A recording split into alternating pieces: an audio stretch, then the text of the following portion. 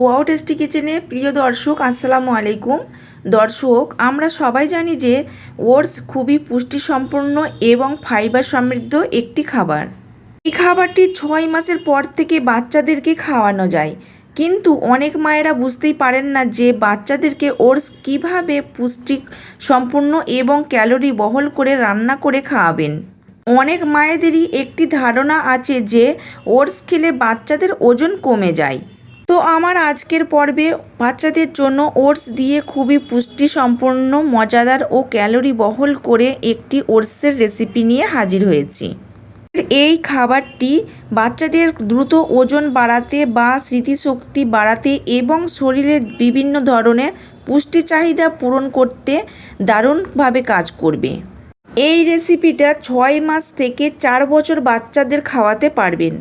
কথা না বাড়িয়ে চলুন মূল রেসিপিতে যাওয়া যাক। এর জন্য নিয়ে নিচ্ছি একটি ডিম।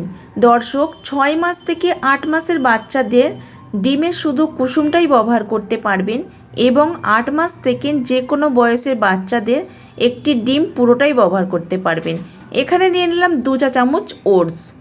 দর্শক, একদম ছোট বাচ্চারা ডিমের সাদা অংশটা হজম করতে পারে না, তার কারণ ডিমের সাদা অংশটার মধ্যে প্রচুর পরিমাণে অ্যালার্জি আছে। সেই কারণে ডিমের সাদা অংশটা একদম ছোট বাচ্চারা হজম করাটা অনেক কষ্টদায়ক। দর্শক, ওটসের মধ্যে আছে প্রচুর পরিমাণে ফাইবার, আয়রন, জিঙ্ক এবং ভিটামিন বি। ডিম আর ওটস খুব ভালোভাবে ফেটিয়ে নিয়েছি। এখন আমি সোজা রান্না করতে চলে যাব। এর জন্য চুলায় একটা প্যান বসিয়ে দিয়েছি। দিয়ে দেবো ফেটিয়ে রাখা ডিম আর ওটস। এখন আমি দিয়ে দেবো 1.5 কাপ পানি। পানিটা আপনারা আপনাদের সুবিধা অনুযায়ী দিয়ে নেবেন। ফাইবার কিন্তু বাচ্চাদের কোষ্ঠকাঠিন্য দূর করতে সাহায্য করে। তাই বলবো, যে সকল বাচ্চারা কোষ্ঠকাঠিন্যে ভুগছে সেই সকল বাচ্চাদের ওটস খাওয়াতে পারেন। এখানে আরেকটু পানি দিয়ে নিচ্ছি। আর হ্যাঁ, এখানে আমি কোনো রকম কিন্তু লবণ ব্যবহার করিনি। 1 বছরের উপরের বাচ্চাদের স্বাদ অনুযায়ী লবণটা দিয়ে নেবেন। এখন দিয়ে দেবো তালমিচড়ি। তালমিচড়ির বদলে খেজুরের গুড়, লাল চিনি অথবা 2টো খেজুরকে একটু পানিতে ভিজিয়ে চটকে বাচ্চাদের স্বাদ অনুযায়ী একটু মিষ্টি করে দিতে পারেন।